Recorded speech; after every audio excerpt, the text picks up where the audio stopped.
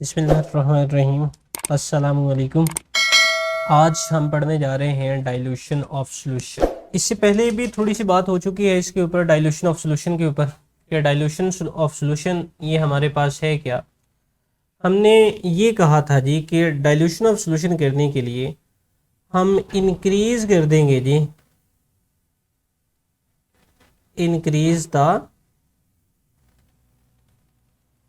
Amount of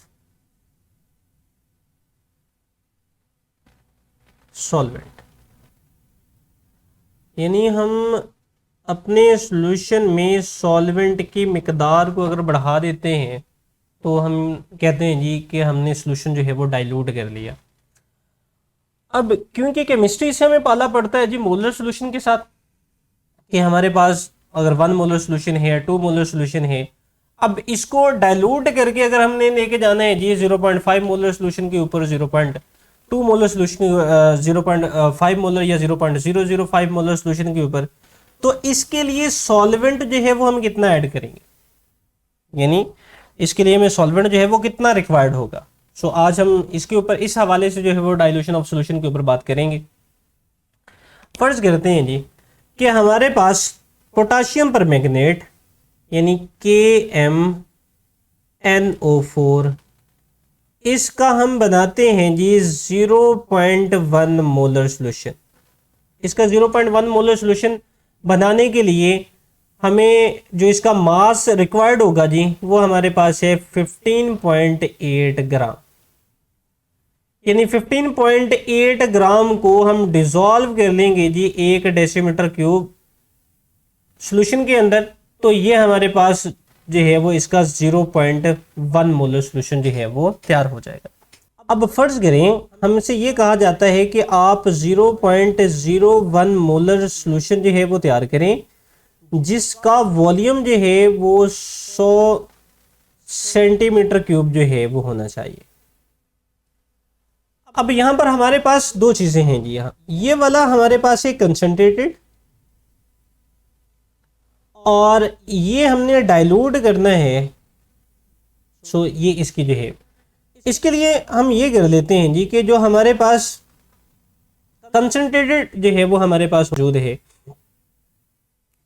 concentrated की molarity को हम M1 के साथ रिप्रेजेंट कर लेते हैं, यानी M1 मोलैरिटी ये हमारे पास है जी 0.1 और इसकी मोलैरिटी को हम रिप्रेजेंट कर लेते हैं जी डाइल्यूट की M2 को, ये हमारे पास है जी 0.01 और इसका वॉल्यूम हमें कितना चाहिए, इसको V2 के साथ रिप्रेजेंट कर लेते हैं, ये हमें चाहिए 100 सेंटीमीटर क्यूब, जबकि इसका वॉल्यूम V1 जो है वो हमने यहां से कैलकुलेट करना है कि हमें ये कितना जो है वो इसमें से निकालें और ताकि उसमें उतना सॉल्वेंट डालकर हम 100 सेंटीमीटर क्यूब का सॉल्यूशन जो है वो तैयार कर सकें।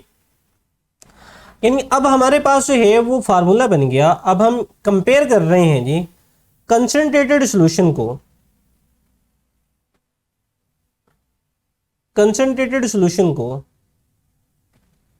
कंपेयर कर रहे हैं with dilute solution, dilute solution. अब कंसंट्रेटेड सॉल्यूशन की हमने कहा जी molarity M1 V1 is equal to dilute solution है जी हमारे पास M2 V2।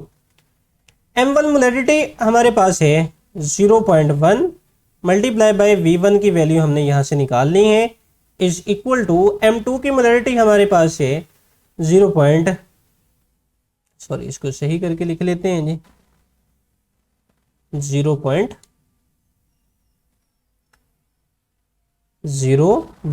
Multiply by volume हमें कितना चाहिए जी, ये चाहिए जी 100 सेंटीमीटर क्यूब का। सो V1 की वैल्यू अगर कैलकुलेट करना चाहते हैं तो ये वाला जो 0.1 है ये इस साइड पर आकर डिवाइड हो जाएगा, यानी 0.01 multiply by 100 and divided by 0.1। यहां से अगर आप इसको डिवाइड करते हैं तो ये वाली वैल्यू आपके पास आएगी 10 सेंटीमीटर, यानी आपके पास V1 की वैल्यू जो आ रही है वो 10 सेंटीमीटर क्यूब आ रही है। अब मैं यहां पर लिख लेता हूं, ये आपके पास आ रही है जी 10 सेंटीमीटर क्यूब। अब इस 10 सेंटीमीटर क्यूब को करना क्या है जी, जो आपने पहले 0.01 मोलर सॉल्यूशन तैयार किया है, इसमें से आप पिपेट की मदद से, पिपेट की मदद से, ग्रेजुएटेड ये पिपेट होती है जी, ग्रेजुएटेड पिपेट ये जो होती है जी, एक 10 मिलीमीटर तक जो है वो पैमाइश कर सकती है, या 10 सेंटीमीटर क्यूब तक जो है ये पैमाइश कर सकती है। सो इस पिपेट की मदद से आपने, जो आपके पास पहले से 0.1 मोलर सॉल्यूशन जो है वो मौजूद है,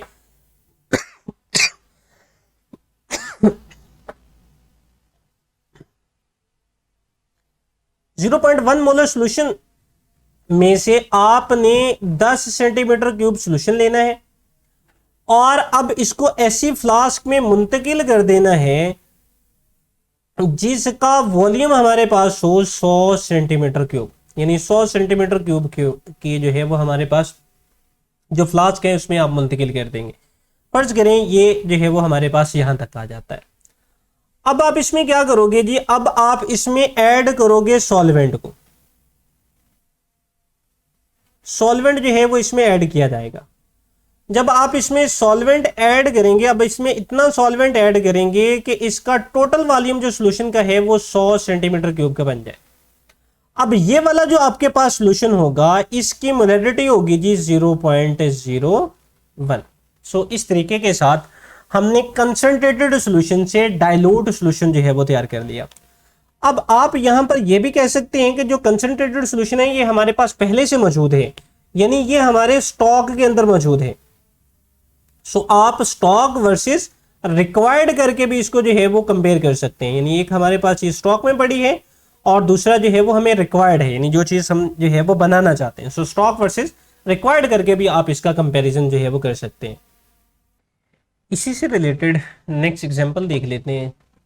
एग्जांपल नंबर हमारे पास है जी 6.4। इसमें हमसे ये कहा गया है जी कि 10 centimetre cube of 0.01 molar solution of KMnO4 has been diluted to 100 centimetre cube, find out the molarity of this solution. यानी अब ये वाली चीज है, ये 10 centimetre cube of 0.01 molar solution जो है ये हमने डाइल्यूट किया है, यानी अब हमारे पास जो कंसंट्रेटेड है, मैं यहाँ पर इसको जो है वो फर्स्ट ऑफ ऑल ही जो है वो यहाँ से अलग अलग करके लिख लेता हूँ जी। कंसंट्रेटेड हमारे पास है जी, इसकी मोलैरिटी हमने कहा था जी ये M1 है, ये हमें कितनी कह रहे हैं जी, इसकी मोलैरिटी ये है जी 0.01। अब इसका वॉल्यूम हमें बता रहे हैं जी V1, ये कितना है जी, ये है 10 centimetre cube. Has been diluted to 100 centimetre cube, यानी अब जो डाइल्यूट किया गया है, डाइल्यूट इसका वॉल्यूम वो कितना कह रहे हैं, ये कह रहे हैं जी ये हमारे पास, यानी V2 की वैल्यू हमारे पास है जी 100 centimetre cube. Find out the molarity of this solution, यानी जो डाइल्यूट सॉल्यूशन है इसकी मोलैरिटी हमने कैलकुलेट करनी है। सो फार्मूला हमारे पास कंसंट्रेटेड वर्सेस डाइल्यूट, यानी M1 V1 is equal to M2 and V2। इसमें वैल्यू पुट कर देते हैं। M1 की वैल्यू है 0.01 मल्टीप्लाई बाय V1 की वैल्यू हमारे पास है 10 सेंटीमीटर क्यूब। M2 की वैल्यू हमने कैलकुलेट करनी है, यानी मोलैरिटी ऑफ डाइल्यूट सॉल्यूशन, और मल्टीप्लाई बाय वॉल्यूम हमारे पास है 100 सेंटीमीटर क्यूब। अब ये वाला जो 100 सेंटीमीटर क्यूब है ये इस साइड पर आकर डिवाइड हो जाएगा, यानी ये हमारे पास आ जाएगा 0.01 multiply by 10 and divided by ये हमारे पास है 100। यहाँ से हम M2 की वैल्यू जो है वो निकालेंगे। सो इसको अगर आप मल्टीप्लाई और डिवाइड करें तो ये वाली वैल्यू हमारे पास आएगी 0.001। सो ये हमारे पास इसकी M2 यानी डाइल्यूट सॉल्यूशन की जो मोलैरिटी है वो आ जाएगी। सो इस तरह से हम इन दोनों का कंपेयर करके कंसंट्रेटेड वर्सेस डाइल्यूट, हम कंसंट्रेटेड से डाइल्यूट सॉल्यूशन जो है वो आसानी बना सकते हैं।